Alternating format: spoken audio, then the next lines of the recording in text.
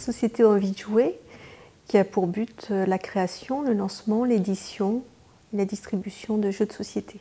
J'ai participé au Salon des micro-entreprises en 2009-2010, 2009 particulièrement juste avant la création de la SARL, donc ça m'a permis de bénéficier d'un maximum d'informations en un minimum de temps, notamment grâce aux conférences qui m'ont permis d'avoir carrément des heures de formation inaccessibles par rapport à mon budget, et puis d'avoir un maximum d'informations par rapport aux prestataires présents sur le salon, et chose qui s'est renouvelée en 2010 avec les questions post-création notamment.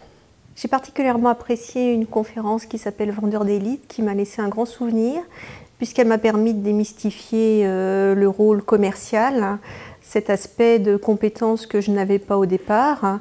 Et en fin de compte, je me suis rendu compte, grâce à cette intervention, que l'écoute et l'empathie pouvaient être un des premiers critères du vendeur.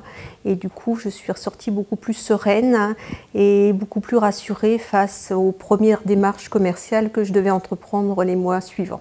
Et grâce à la conférence Vendeur d'élite, aujourd'hui, 2 ans après, le bilan est positif puisque j'ai réussi sans grande difficulté à référencer plus de 120 points de vente en France et à l'étranger.